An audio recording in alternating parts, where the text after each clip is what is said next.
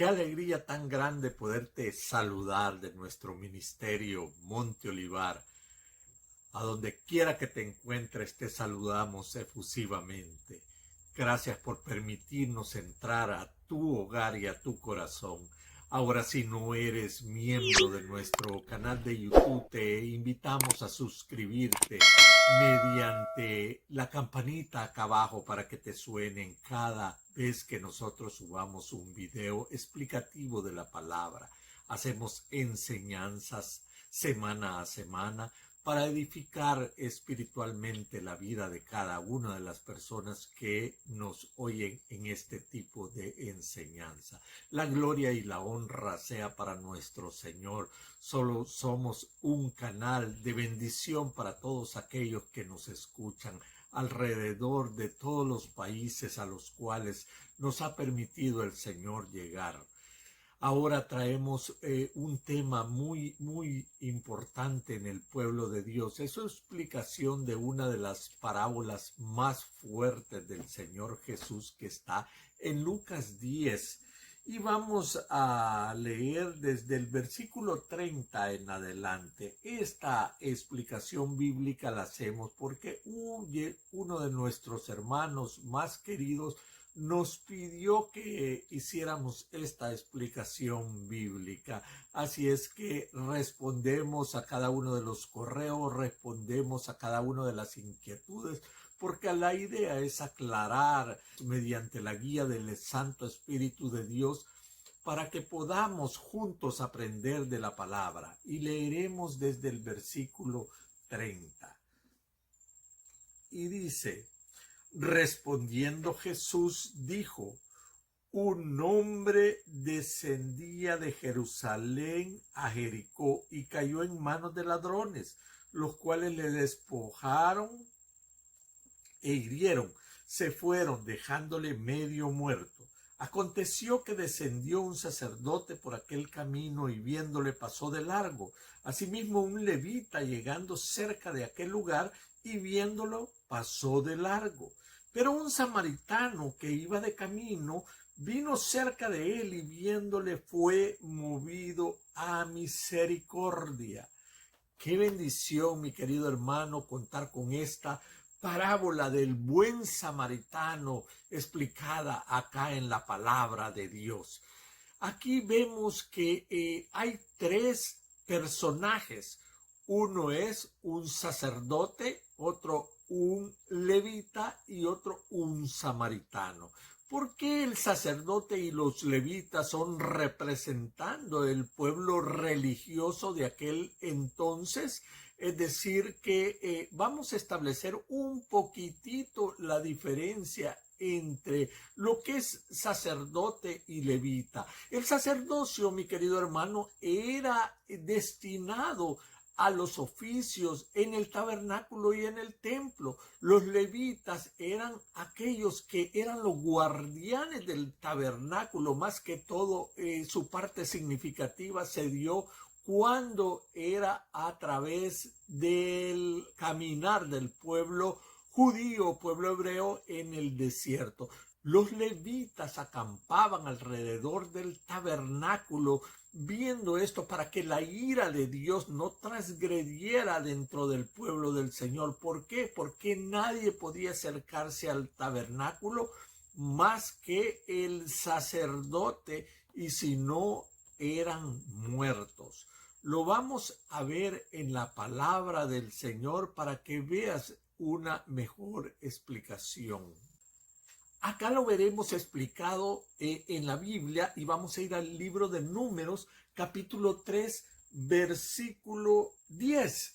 Y dice la palabra del Señor: y constituirás a Aarón y a sus hijos para que ejerzan su sacerdocio, y el extraño que se acerque morirá.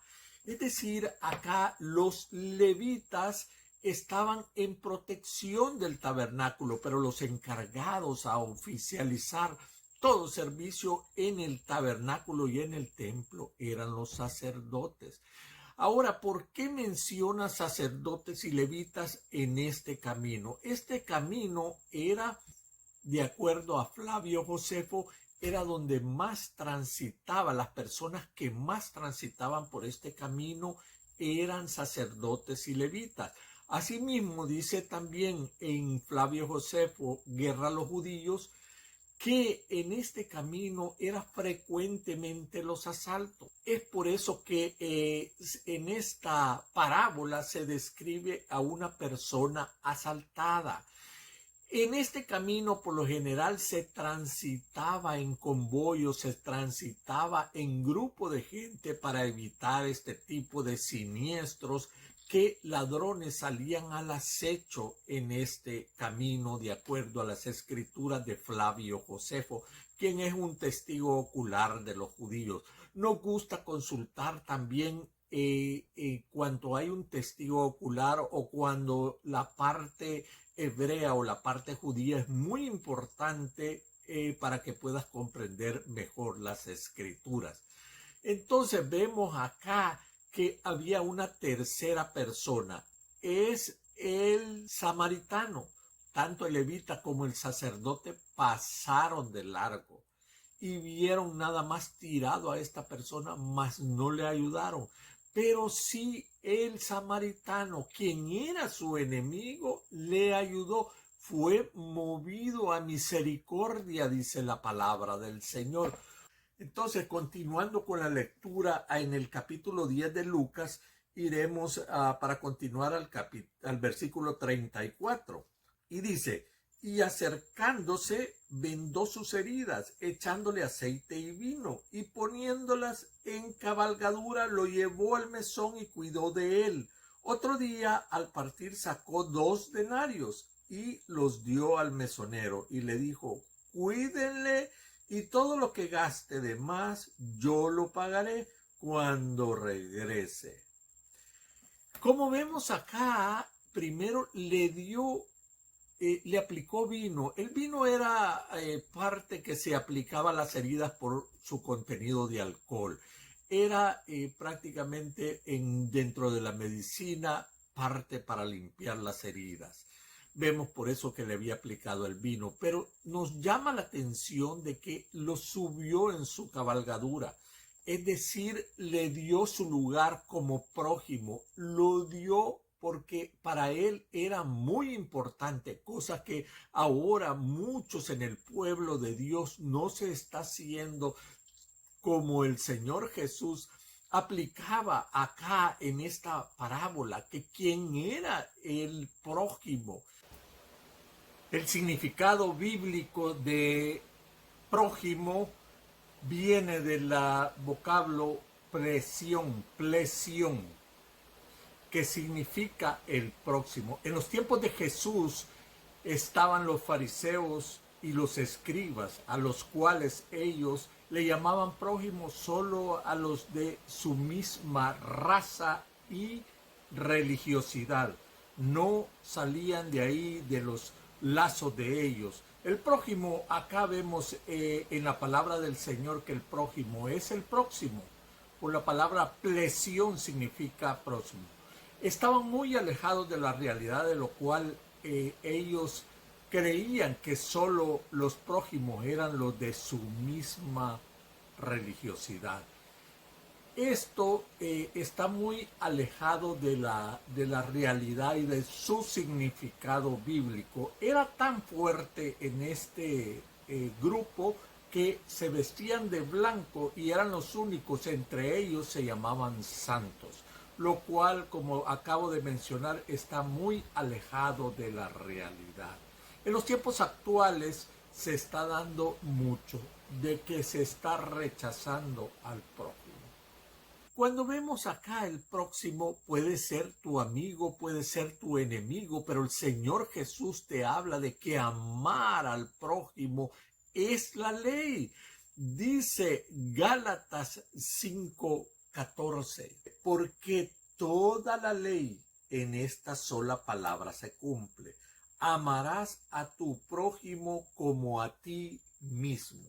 Vemos que los religiosos, que los que estaban a cargo de los servicios del templo, y aún los que cuidaban el templo no estaban cumpliendo con la ley de Dios, porque dice el Señor que ahí se cumple toda la ley.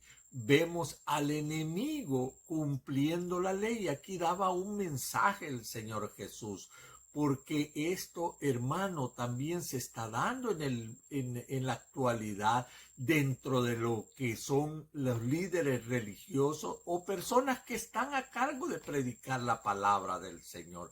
Porque no podemos decir que estamos predicando una palabra del Señor desconectados de la ley, porque dice Gálatas 5:14, como acabamos de leer, que esa es toda la ley.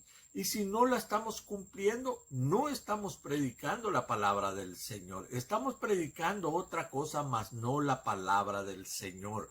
Eso es bien claro. Entonces, vemos acá que luego después vino una persona a preguntarle al Señor de que quién de los tres había sido el que había osado de misericordia, que quién era el prójimo. Continuaremos el versículo 36 y dice: ¿quién pues de estos tres te parece que fue el prójimo del que cayó en manos de los ladrones?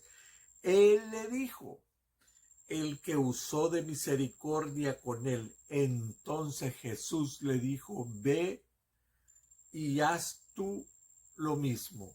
Muchas de las personas estamos pasando de largo, viendo a nuestro hermano, viendo las necesidades dentro del pueblo de Dios, pero se ha levantado un ego en el corazón para desatender a aquellas personas y hasta marginarlos y quitarles el habla. Hermano, eso no viene de Dios. Eso no es un cristiano. Un cristiano que dice ser semejante a Cristo no hará tal cosa. Amará a su prójimo como a sí mismo. Ahora, para finalizar esta presente oración, también quiero hacer una oración.